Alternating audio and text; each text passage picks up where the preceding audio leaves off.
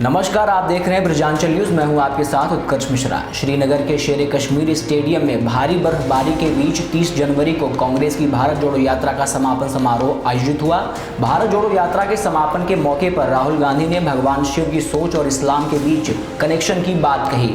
उन्होंने लोगों को फना शब्द का मतलब भी समझाया। राहुल गांधी ने लोगों को संबोधित करते हुए कहा कि एक तरफ शिव जी की सोच है, थोड़ी सी गहराई में जाएंगे तो इसे शून्यता कहते हैं। उन्होंने कहा कि शिव जी की सोच है अपने आप पर, अपने अहंकार पर, अपने विचारों पर आक्रमण करना। उन्होंने कहा कि दूसरी तरफ इस्लाम में इसे फना कहा जाता है, सोच वही है। राहुल गांधी ने कहा कि जो हम अपना किला बना लेते हैं अपने ज्ञान, अपनी चीज़ों को लेकर, उसी पर आक्रमण करना ही शून्यता और फना है। उन्होंने कहा कि इस धरती पर इन दोनों विचारधाराओं का गहरा रिश्ता है और ये सालों से है। इसी को हम कश्मीरियत कहते हैं। राहुल गांधी ने भारत जोड़ो यात्रा के बारे में बात करते हुए कहा कि मुझे लग रहा था कि रास्ता आसान होगा। उन्होंने कहा कि मैंने सोचा था कि चलना मुश्किल काम नहीं होगा, थोड़ा सा अहंकार आ गया। राहुल गांधी ने कहा कि कन्याकुमारी से भारत जोड़ो यात्रा शुरू होने के कुछ दिन बाद घुटने में दिक्कत हो गई। उन्होंने कहा कि सारा अहंकार वहीं धराशायी हो गया। फिर विचार आया कि कैसे चल पाऊंगा, लेकिन मैंने किसी न किसी तरीके से यह काम पूरा कर दिया। उन्होंने कहा कि रास्ते में कई बार चलने में दर्द हुआ, मैंने यह दर्द कैसे भी करके सह लिया। तो मैं अपना घर मानता हूं। अब यह कश्मीरियत है क्या? ये जो शिव जी की सोच है एक तरफ, और थोड़ी सी गहराई में जाएंगे तो उसको शून्यता कहा जा सकता है। अपने आप पर, अपने अहंकार पर, अपने विचारों पर आक्रमण करना, और दूसरी तरफ इस्लाम में जिसको शून्यता यहां कहा जाता है वहां फना कहा जाता है। सोच वही है।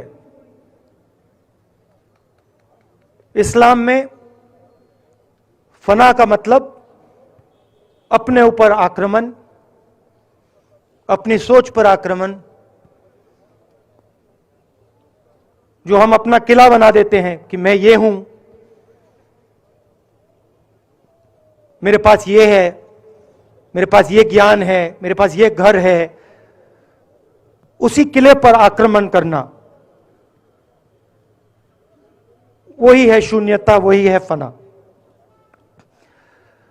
और इस धरती पे ये दो जो विचारधाराएं हैं,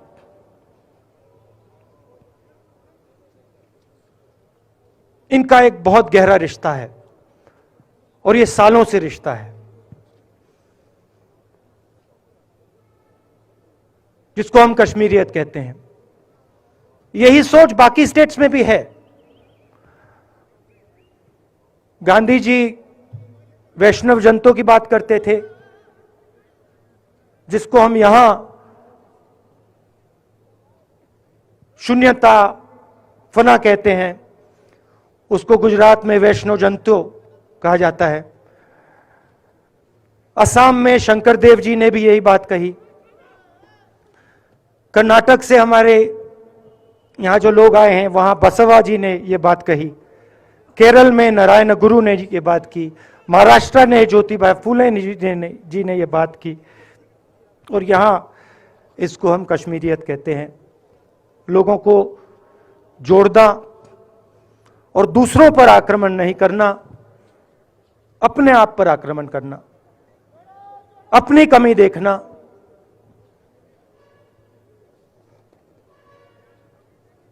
मैंने आपको कहा कि मेरा परिवार कश्मीर से गंगा की ओर गया था। इलाहाबाद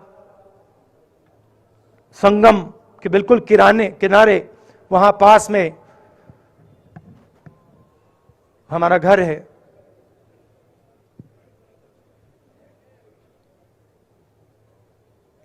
तो जब यहां से वो वहां गए उन्होंने कश्मीरियत की जो सोच थी उसको गंगा में डाला था, गंगा में ले गए उस सोच को और उत्तर प्रदेश में उस सोच को फैलाया था, जिसको उत्तर प्रदेश में गंगा जमुना तहजीब कहा जाता है।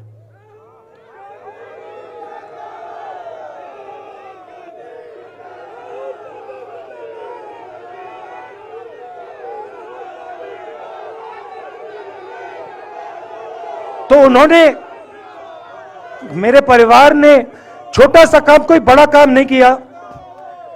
जो आपने उनको सिखाया, जो जम्मू कश्मीर के लोगों ने उनको सिखाया, लद्दाख के लोगों ने सिखाया, क्योंकि उसमें बौद्ध धर्म भी है, उनके पास भी वही सोच, शून्यता की सोच उधर भी है। वो उसको ले गए और उस विचारधारा को, सोच को गंगा में उन्होंने रखा। तो मैं ये सोच रहा था जब यहां आ रहा था, पैदल चल रहा था, और मुझे सिक्योरिटी वालों ने कहा था कि देखिए, आप पूरे हिंदुस्तान में चल सकते हो, जम्मू में भी चल सकते हो, मगर आखिरी जो 4 दिन हैं कश्मीर में, आपको गाड़ी से जाना चाहिए।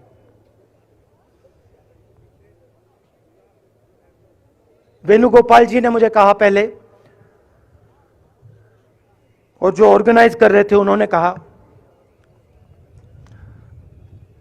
3-4 दिन पहले एडमिनिस्ट्रेशन ने कहा कि देखिए, शायद डराने के लिए, कि देखिए अगर आप पैदल चलेंगे तो आपके ऊपर ग्रेनेड फेंका जाएगा। तो मैंने सोचा, नहीं सुनिए, मैंने सोचा कि ऐसे करते हैं, मैं अपने घर वापस जा रहा हूं, 4 दिन पैदल चलूंगा, अपने घर के जो लोग हैं उनके बीच में चलूंगा। और मैंने सोचा कि जो मुझसे नफरत करते हैं उनको क्यों ना मैं एक मौका दूं कि मेरी सफेद शर्ट का रंग बदल दें, लाल कर दें।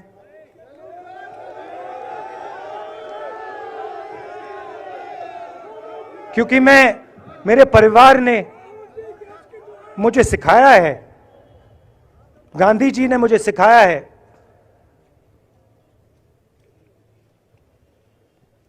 कि अगर जीना है तो डरे बिना जीना है, नहीं तो जीना नहीं है। तो मैंने मौका दिया, मैंने कहा मैं 4 दिन चलूंगा, बदल दो टी शर्ट का रंग, लाल कर दो, देखी जाएगी। मगर जो मैंने सोचा था वही हुआ। जम्मू कश्मीर के लोगों ने मुझे हैंड ग्रेनेड नहीं दिया, अपने दिल खोलकर प्यार दिया, गले लगे।